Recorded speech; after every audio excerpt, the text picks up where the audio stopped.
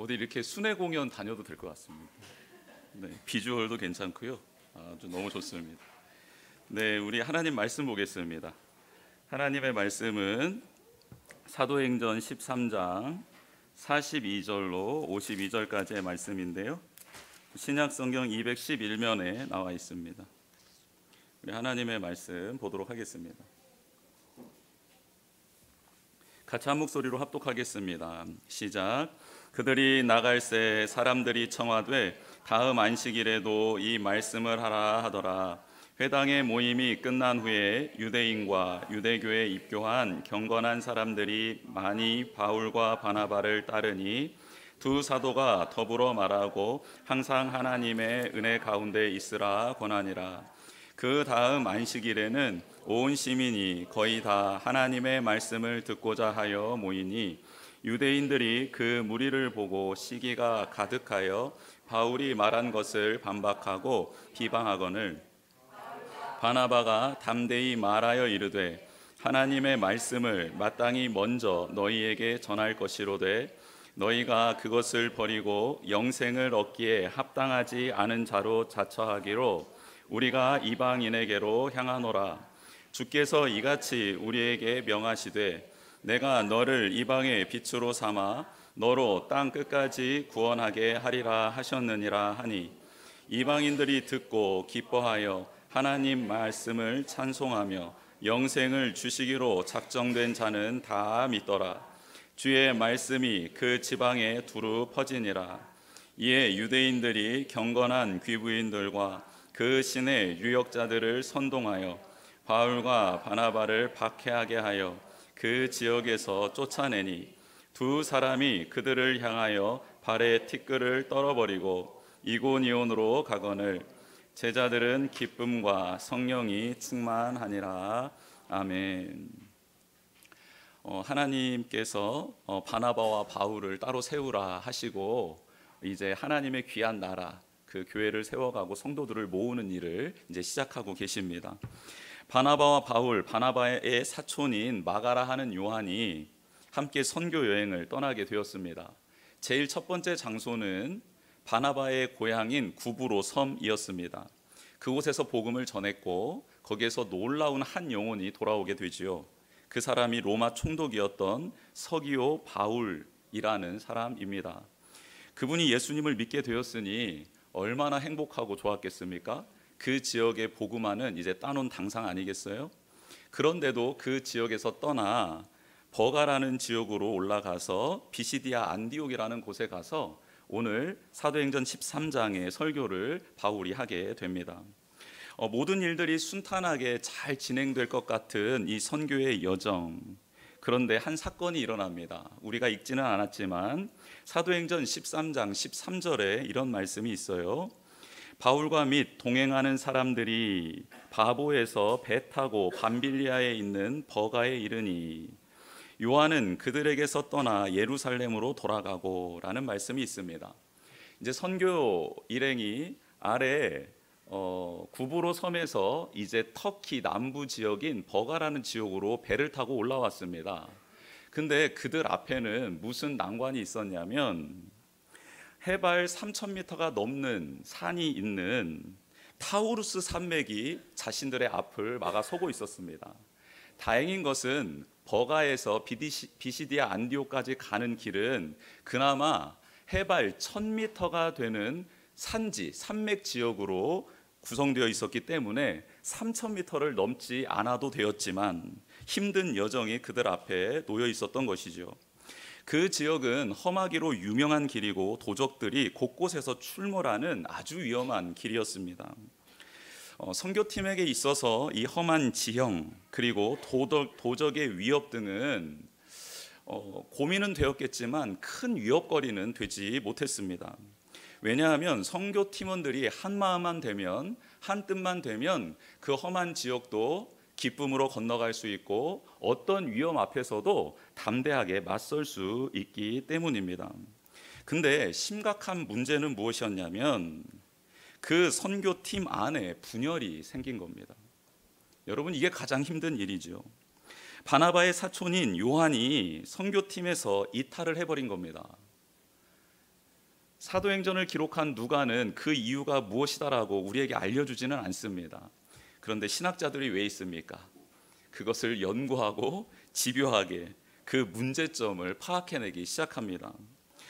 왜 요한이 구브로 섬까지는 잘 왔는데 왜 배 타고 위에 올라가서 버가라는 지역에서 비시디아 안디오까지 못 가고 돌아갔을까?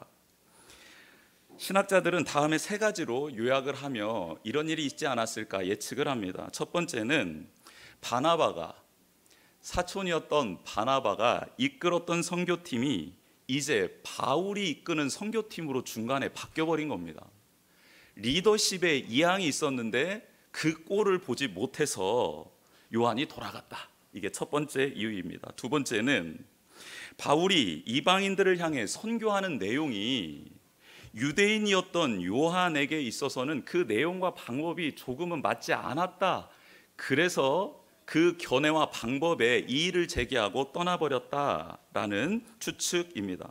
마지막은 선교의 여정이 생각보다 힘들었던 겁니다. 그래서 체력적으로 약했던 요한은 떠났다라고 보는 견해입니다. 여러분 어떻습니까? 이 세 가지 견해 다 좀 일리가 있습니까?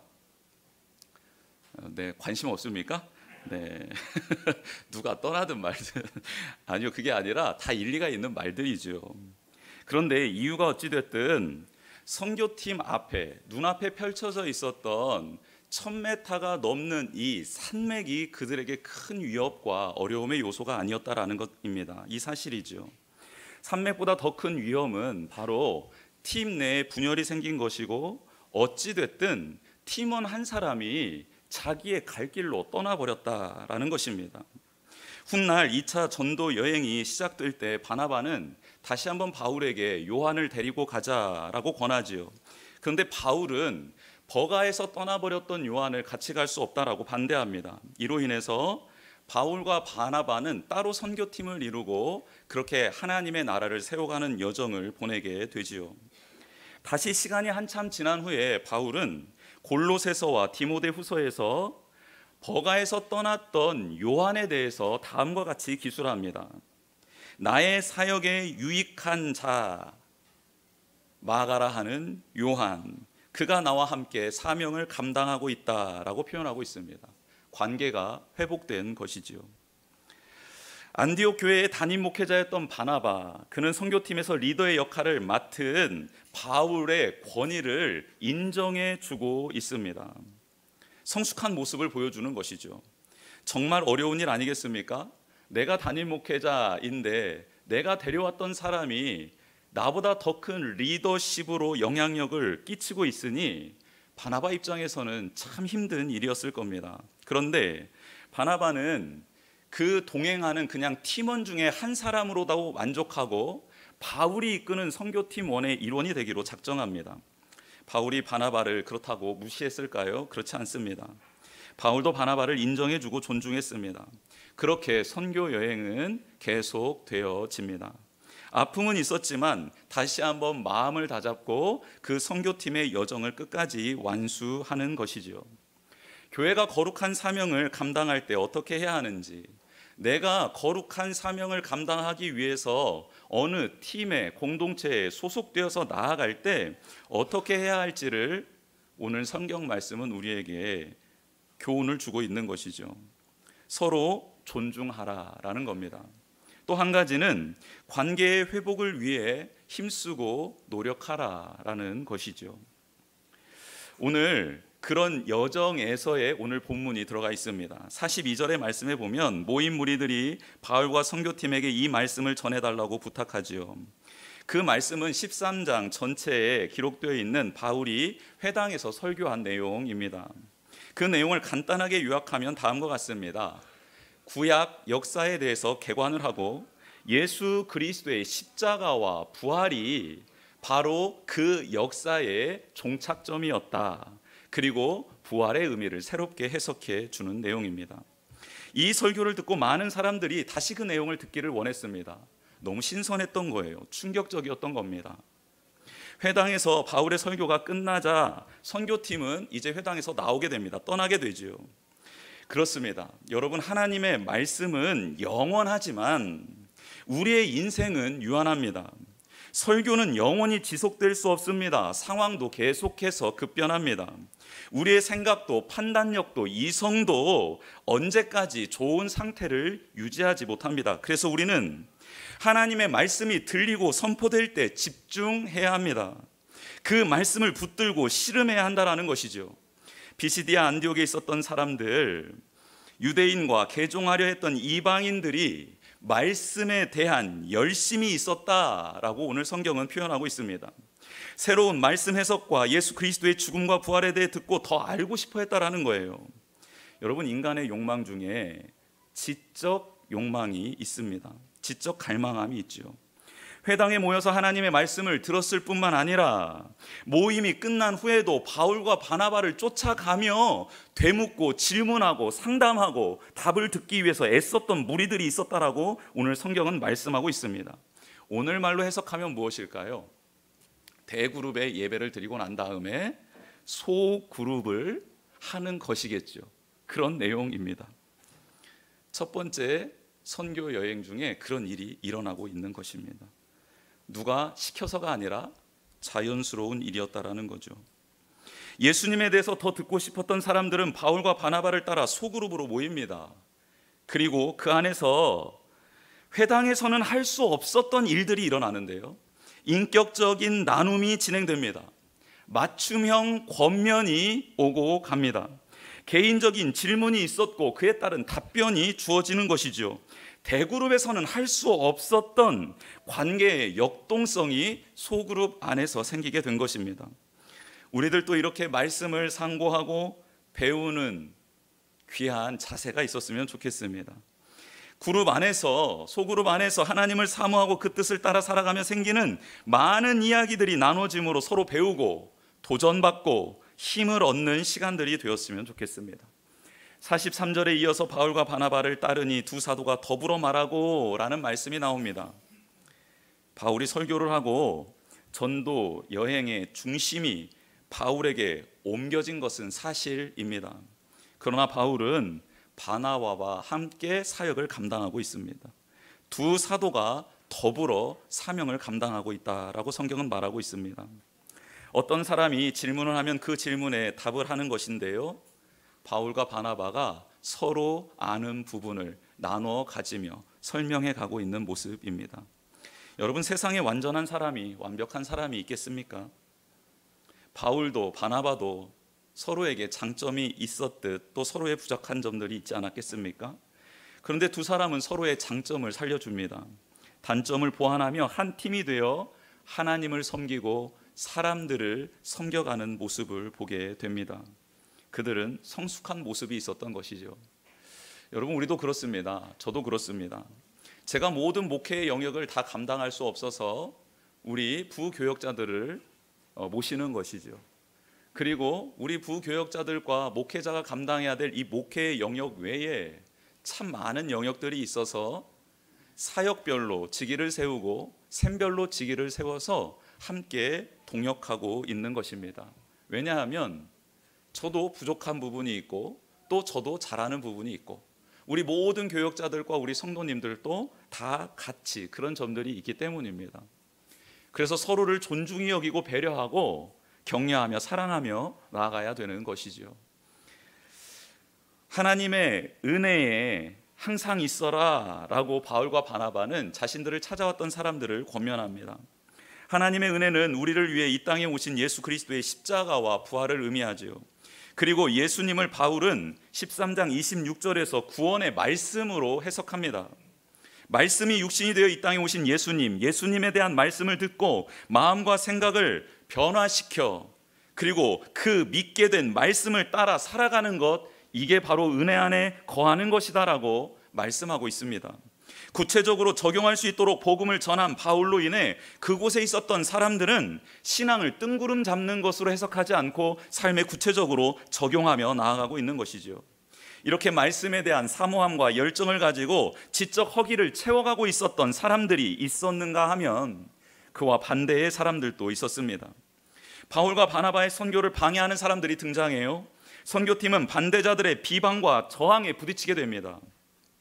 회당에 모였던 사람들의 요청대로 일주일이 지나고 난 다음 안식일이 되어서 바울과 선교팀이 말씀을 다시 전하려고 많은 무리들 앞에 섰습니다. 그런데 그날에 설교를 제대로 하지 못합니다. 오히려 쫓겨나게 되지요. 여러분, 계속해서 하나님 말씀을 들을 수 있을 것 같아 기대했던 사람들에게는 청천벽력과 같은 상황이 도래하게 된 것입니다. 우리도 말씀을 계속해서 들을 수 있다, 연구할 수 있다, 볼 수 있다라는 생각을 버려야 합니다. 지금 기회가 있을 때 최선을 다하는 게 맞다라고 생각해야 된다는 것이죠. 아무튼 사모에서 왔는데 들을 수 없는 상황이 펼쳐집니다. 왜 그런가? 이 선교팀을 방해하는 사람들, 유대인들이 몰려왔기 때문입니다. 45절입니다. 유대인들이 그 무리를 보고 시기가 가득하여 바울이 말한 것을 반박하고 비방했다라고 설명합니다.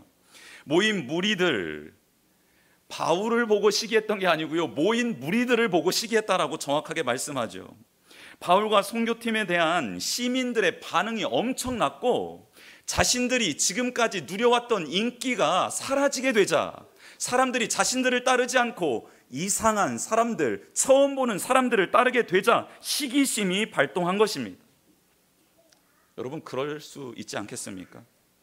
여러분, 유대인들 입장에서 보면 좀 이해가 됩니다.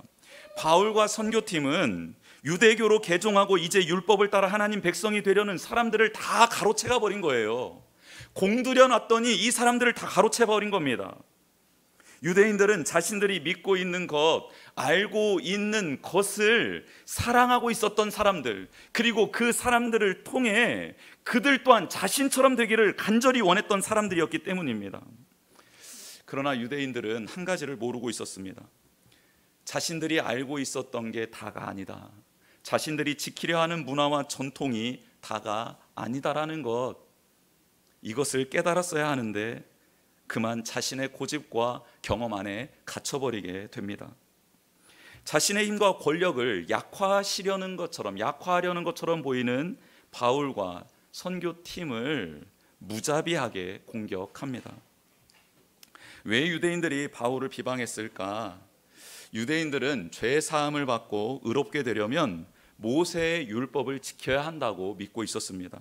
그런데 바울과 전도팀이 십자가에서 고난받고 죽으시고 부활하신 예수 그리스도를 믿으면 죄의 용서함을 받게 되고 하나님의 자녀가 된다라는 부활의 소식을 전하고 있었습니다.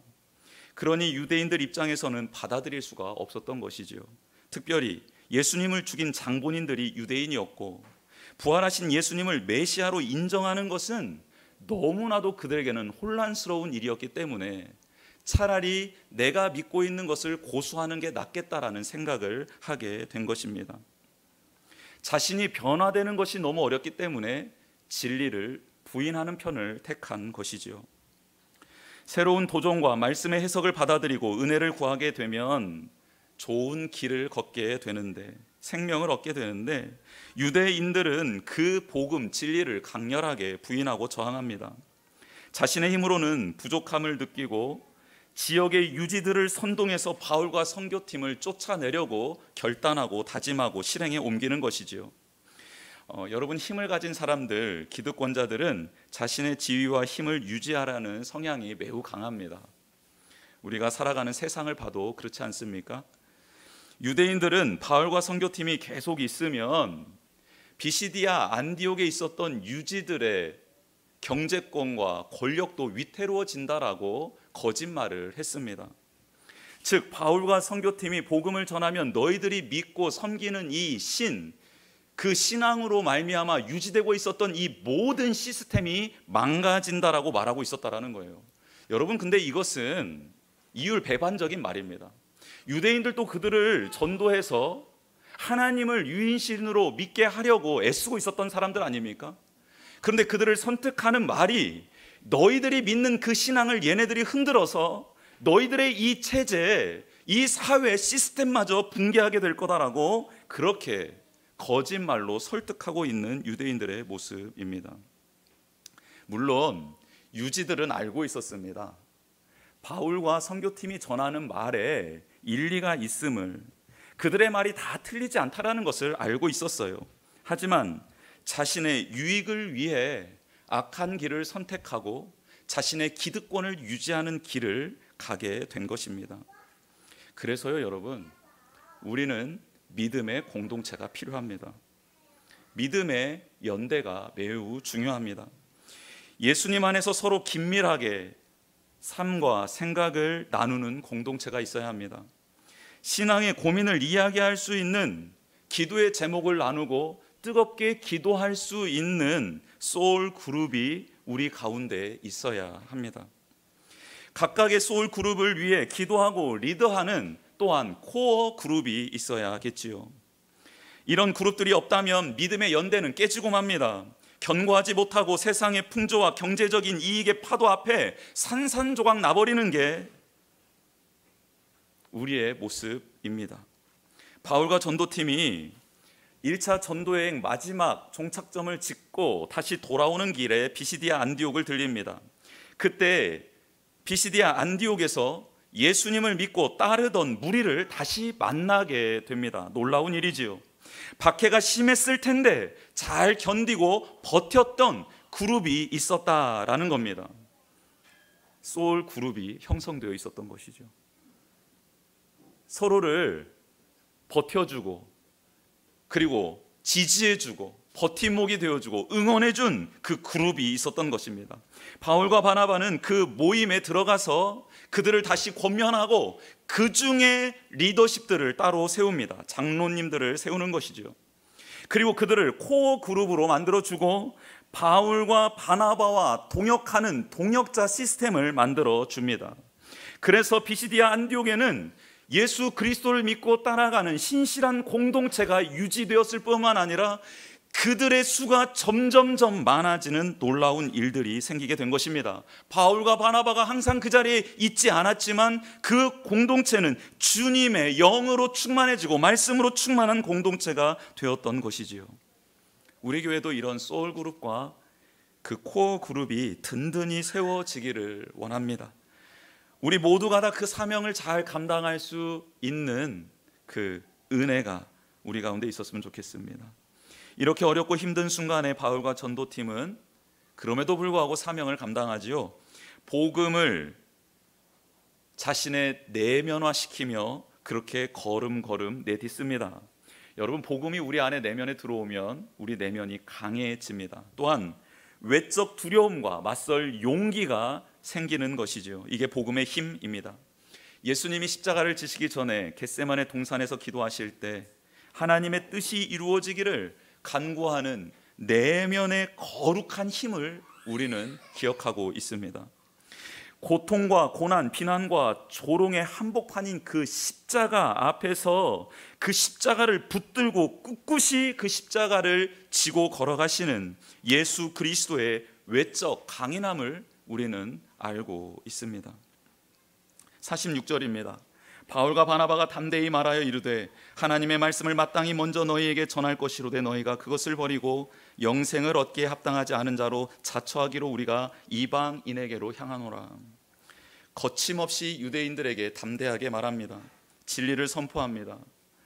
복음을 전한 우리, 복음이 문제가 아니라 복음을 듣지 않는 너희의 마음과 생각, 그 고집과 전통이 문제다. 그것을 내려놓아야 한다라고 정확하게 생명을 걸고 진리를 선포합니다.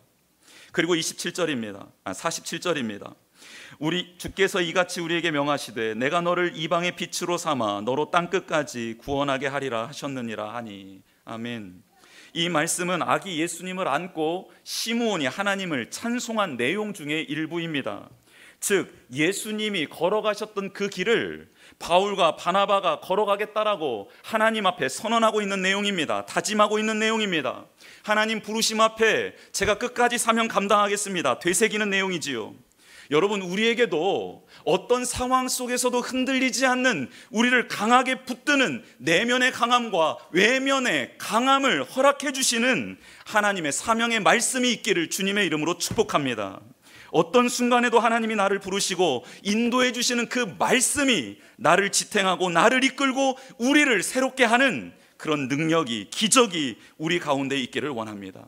이리저리 방황하던 나를 건져주셨고 살게 하신 하나님의 사랑과 은혜를 진리의 말씀으로 고백하는 복 있는 자, 말씀이 있는 자, 생명이 있는 자가 우리가 되기를 원합니다. 바나바와 바울은 그렇게 우리를 이방의 빛으로 부르신 하나님의 말씀 따라 예수 그리스도의 삶 따라 가겠노라라고 그 말씀을 붙들고 담대하게 다른 도시로 걸어가고 있습니다. 51절 52절입니다. 두 사람이 그들을 향하여 발에 티끌을 떨어버리고 이고니온으로 가거늘 제자들은 기쁨과 성령이 충만하니라. 전도자들의 용기 있고 확신 있는 모습을 보게 됩니다. 사명은 끝나지 않았습니다. 여기에서 막혔다면 다음 사명지로 걸어가고 있는 모습입니다. 내면과 외면은 복음의 능력과 은혜로 가득 차 있습니다. 그렇다면 이 전도자들 말고 복음을 들었던 사람들은 어떻습니까? 현대인의 성경은 52절을 이렇게 기록하고 있습니다. 안디옥 신자들은 계속 기쁨과 성령이 충만하였다라고 기록하고 있습니다. 즉 제자들을 안디옥 신자들로 번역한 것이지요. 그렇습니다. 점점 더 박해가 심해졌을 텐데, 자신들을 따돌리고 무시하는 사람들이 주변에 가득했을 텐데, 그 누구도 빼앗을 수 없는 기쁨이 그들 안에 있었고 성령님으로 충만해져 있었습니다. 복음을 들었던 사람들도 그렇게 복음으로 인하여 내면과 외면이 강해진 것이지요. 그래서 다른 도시로 가는 바울과 선교팀을 축복하며 떠나보내고 자신들이 이곳에서 신앙을 지켜내겠노라고 다짐하는 모습들이 오늘 성경 본문에 등장합니다. 우리도 복음이 우리의 내면을 강하게 하고 아름답게 하기를 원합니다. 우리도 내면과 외적 모습이 강하고 아름답고 예수 그리스도를 따라가는 복된 삶을 살아가게 되기를 주님의 이름으로 축복합니다. 이 시간 주보 내용 한번 채워보겠습니다. 첫째, 하나님 말씀은 영원하지만 인간의 유한함을 깨닫고 말씀을 배우는 일에 힘쓰고 말씀을 따라 살아가는 성도가 됩시다. 기회는 계속 주어지는 게 아닙니다. 둘째, 믿음의 공동체 안에서 믿음의 연대를 강화함으로 복음을 받아들이지 않고 비방하고 저항하는 세상 속에서 복음을 전하는 성도가 됩시다. 세 번째, 복음은 우리의 내면을 강하게 하고 용기 있는 행동을 하게 합니다. 그 복음, 예수 그리스도로 충만한 우리가 되었으면 좋겠습니다. 이렇게 전도자들과 같이 비시디아 안디옥 교회 성도들과 같이 살아가기 위해서 예수 그리스도를 더 원하고 더 사랑하는 우리가 되었으면 좋겠습니다. 우리 찬양하고 기도하는 시간 갖도록 하겠습니다. 더 원합니다. 찬양하겠습니다.